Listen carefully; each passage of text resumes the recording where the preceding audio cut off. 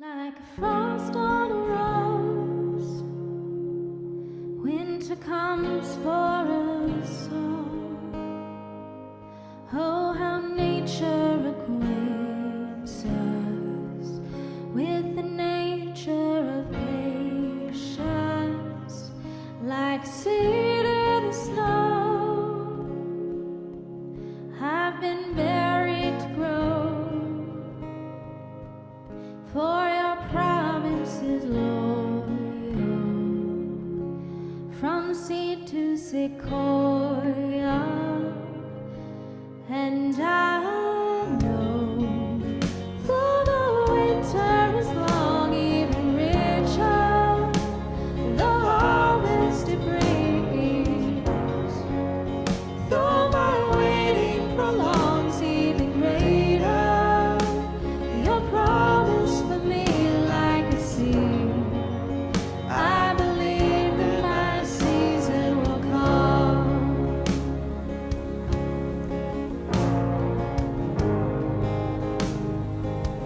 Lord, I think of your love like the low winter sun. As I gaze, I am blinded in the light of your brightness. Like a fire to the snow, I'm renewed in your warmth. Melt the ice of this wild soul till the barren is beautiful. And I know though the winter is long, even richer the harvest it brings.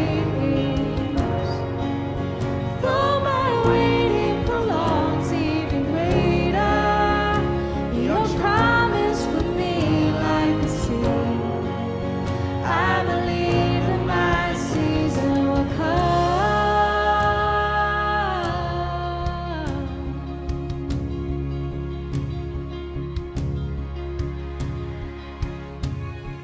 I can see the promise, I can see the future. You're the God of seasons, I'm just in the winter.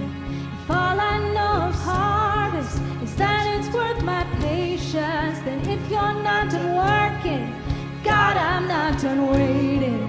You can see my promise even in the winter, 'cause you're the God of greatness, even in a manger. For all I know of seasons is that you take your time. You could have saved us in a second, instead you sent a child.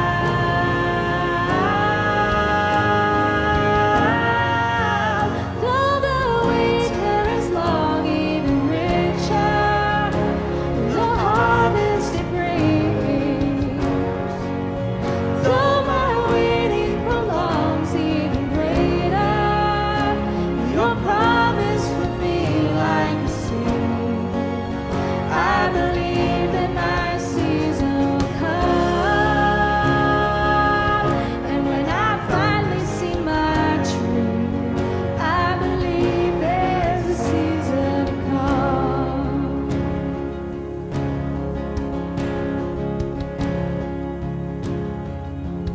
Like a seed in the soul,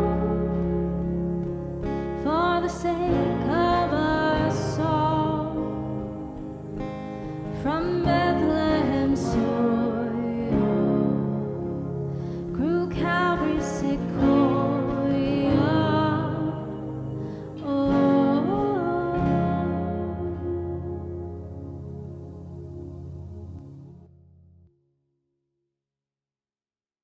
Welcome to our first longest night service, also known as a Blue Christmas service.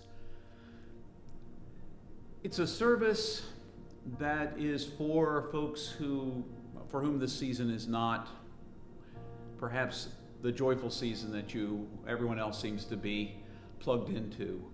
It's the season where perhaps it's the first time that you're having Christmas without someone you love, or maybe it's the 50th time that you're having Christmas without the person that you love, or you're separated from family, or there's some other kind of thing going on in your life, but you're feeling broken and isolated and alone, and the darkness of this season where we're on the longest night of the year, when the darkness seems to reign, it's a time for us to reflect and to look for ways to move through this time of darkness and perhaps sadness and emptiness and guilt into a bigger picture, to find a way through, to endure, and maybe on the other side of that endurance find something sustaining, something strengthening, something encouraging, something that will move us into that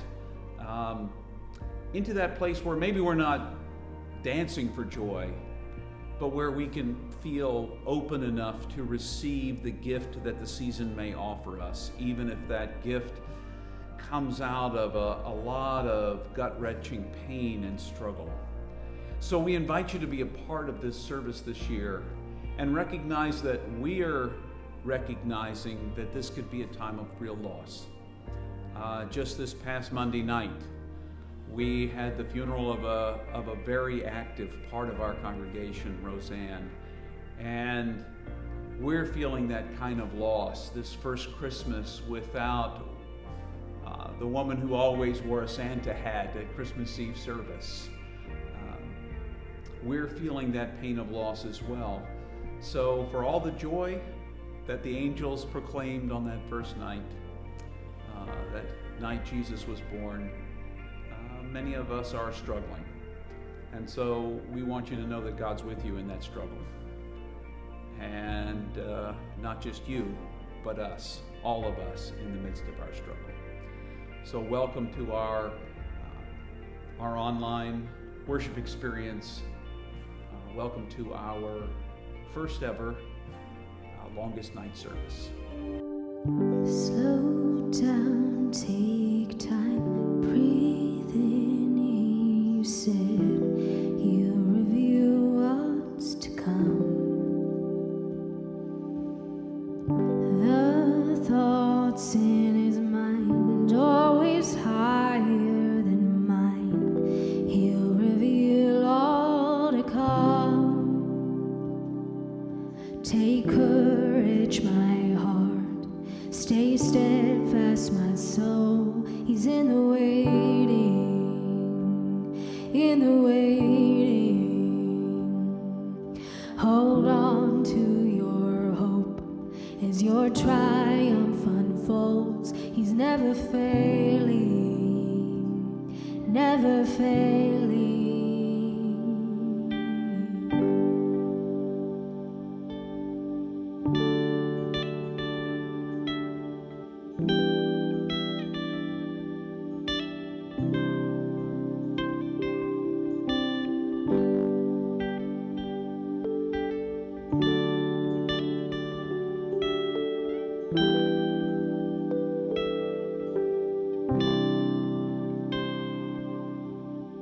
Sing praise, my soul, find strength in joy. Let his words lead you on. Do not forget his great faithfulness will finish all he's begun. So take courage, my heart. Stay steadfast, my soul. He's in the waiting, in the waiting. Hold on to your hope as your triumph unfolds. He's never failing, never failing. Take courage, my heart. Stay steadfast, my soul. He's in the waiting, in the waiting. Hold on to your hope as your triumph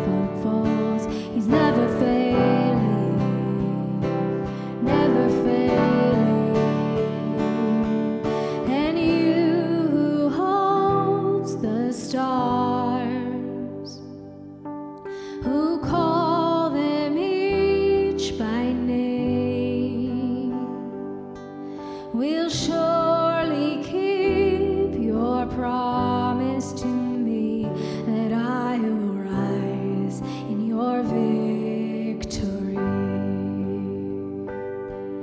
And you who holds the stars,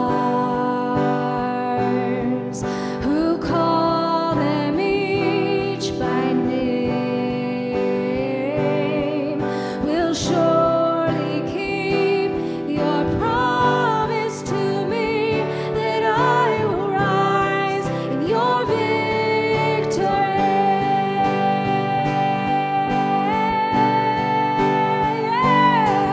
Take courage, my heart. Stay steadfast, my soul. He's in the waiting,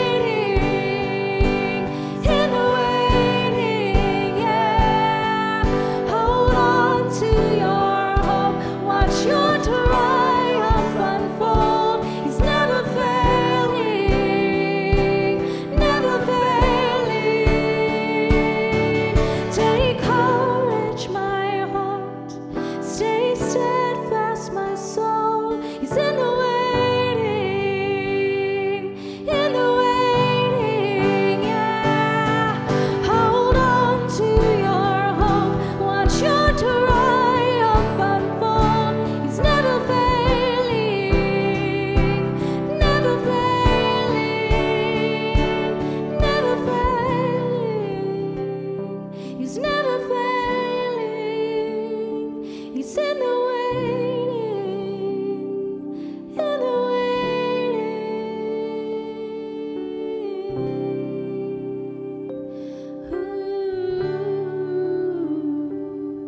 Waiting on God, or waiting on a situation to change and hearing nothing is hard, especially when a time where you feel like promises for people are getting fulfilled and you're just sitting there and you're waiting.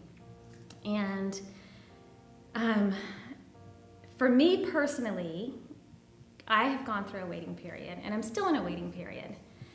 And it's really hard because sometimes you just go, where are you? I'm here, I'm crying out for help, but where are you? Let me assure you, he's there, and he hears every word, he hears every cry. The challenge with waiting and I guess not feeling like there's a response is something happens inside of us. It's happened to me. And you become bitter, or you start to look around and you start to notice all these things and people fulfilling their purpose and all these great things happening. And at one time when those brought you joy because you could celebrate with them, all of a sudden you become bitter. And that's never what God intends for us to be, is bitter. And then you start to feel frustrated and you start to feel very alone and like maybe a little forgotten.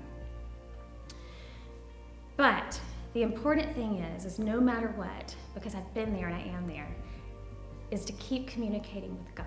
Keep reaching out to him. Stay in his word, because there is not a situation in this world that you can't open the Bible and there's not a solution for or direction to point you in. And so it's important to stay in his word. It's important for us to just pray to him.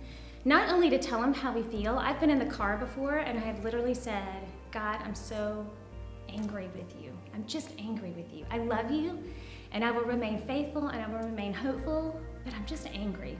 He knows that we are. And he hears that. And also to take the time to listen. And believe me, I've sat and listened and felt like it was crickets, like I've heard nothing. But here's the difference between waiting and feeling frustrated and waiting and hope that God fulfills his promises, because he does, is none of the situations that I've been praying about personally have totally changed. They really haven't. But I have. Because what he's done is praying and spending time with him gives me a peace to deal with those situations that I don't think I normally would have. And it gives me a hope, so that I can see those micro moments, even if there's nothing else, but those little tiny micro moments of goodness, I'm able to notice those, and that keeps me moving forward. And also, it gives me a softer heart. So when I look at those situations, perhaps it's not as bad as I think it is. Or perhaps it's moving me in a direction that I should be going. So maybe it's not the situation that should change at all. Perhaps it's me. And I feel that. And when I'm not drawing close to God, He tells us, draw close to me and I'll draw close to you. He doesn't say, I'll totally change your situation for you magically. He says, I will draw close to you. And He does, and I feel it. Because I feel the chaos coming when I think about some of these times. And then I sit there and I just think, all right, God, I know you hear me. I know you do. And I'm angry, or I'm frustrated, or I'm sad. But I'm also a follower for you. And I will be faithful, and I will trust you. And there's a peace that comes over that there is nothing in this world that can do that but God. So if you've got situations in your life that you just look at and you just feel like, why me? Or will this ever end? Will this ever come to an end? Will this ever change? Will I ever get my break? Will I ever have this change? Or do I just have to deal with this forever? Be hopeful. Don't give up, and don't give up on God. He hears every single word. And especially He hears us when we're just too tired and frustrated and worn out to even say a word. He hears our heart. And that is the most important thing, because, yeah, maybe we don't get our break. Maybe we don't find out what that great purpose is, or maybe He doesn't use me in this big way I wanted Him to. But He brings a peace, and He brings an understanding for anything that helps us to cope with it and deal with it.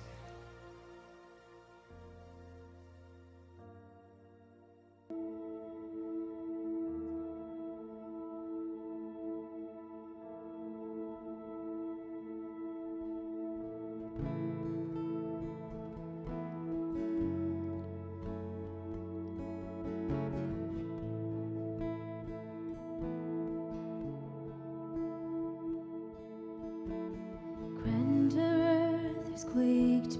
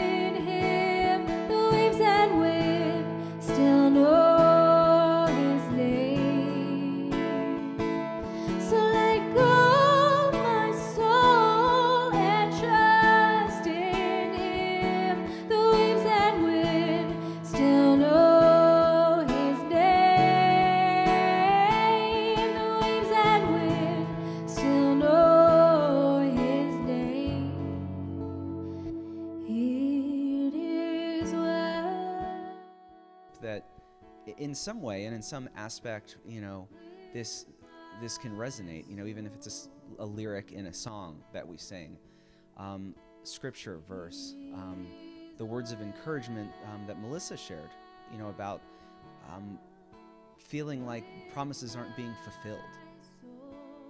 Because Christmas is this, the coming of the promise, where God said this will happen, and it did. Jesus came and was born, and of a Virgin Mary, blah, blah, blah, blah, blah, and it happened.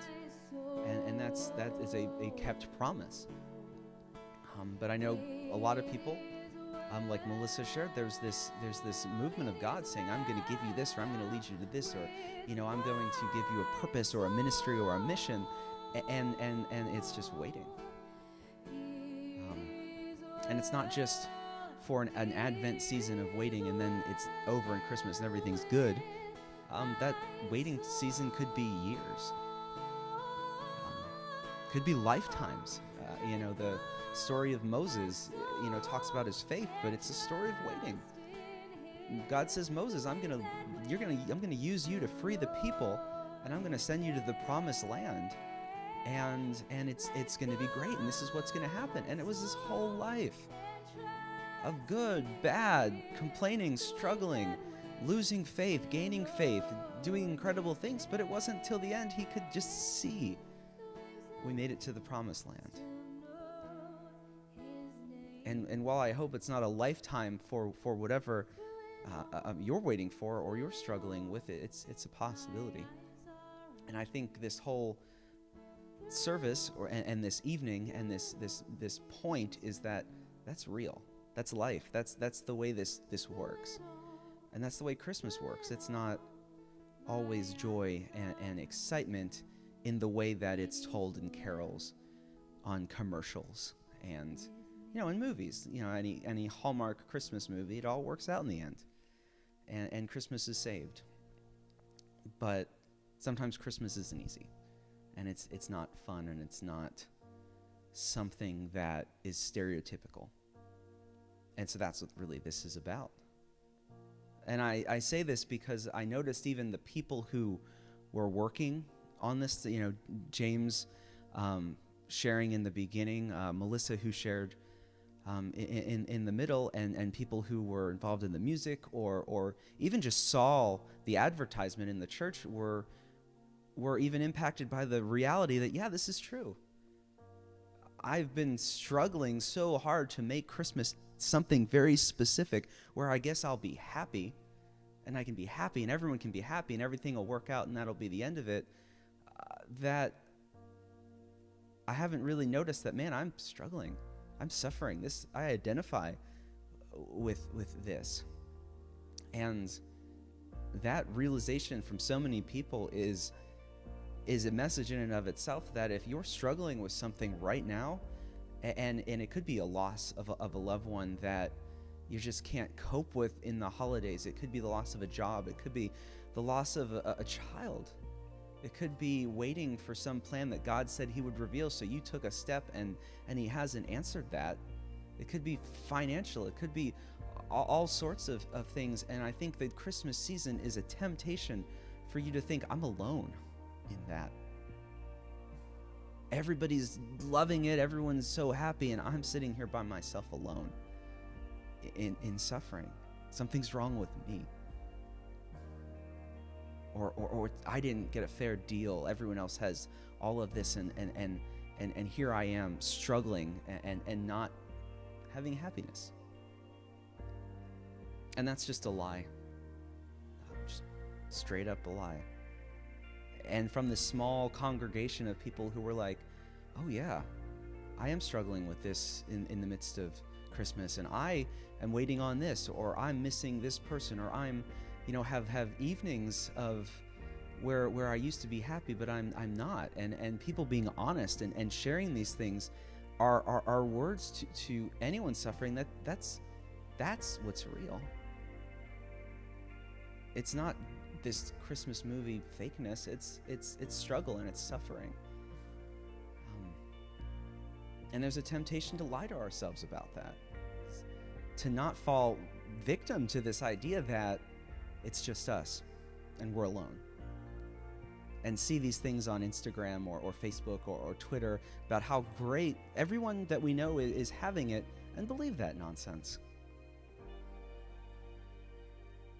Because while you may think they're trying to tell you something and prove to you something and show you something, I would challenge you to think that they may be trying to prove it to themselves. They may be struggling and having issues in their family or having issues with whatever, and their coping mechanism is to make it seem better than it is. And the second thing in this sort of short message is that the Christmas story and what Christmas is, in essence, is a story about suffering. It is a story about people who were needing something, people who were lost, people who were struggling with sin and temptation, people who didn't feel complete or whole, people who were in poverty, both financially and emotionally and spiritually, and this world that was condemned. So all of this suffering, all of this badness happening, and the real Christmas joy and the real Christmas miracle is the fact that Jesus arrives as an answer to that, as a bringer of peace on earth, goodwill toward man, as love incarnate, as a symbol of the fact that we are not condemned anymore. Jesus didn't arrive just to kind of high-five us and to be pleased with the fact that we're pleased with ourselves.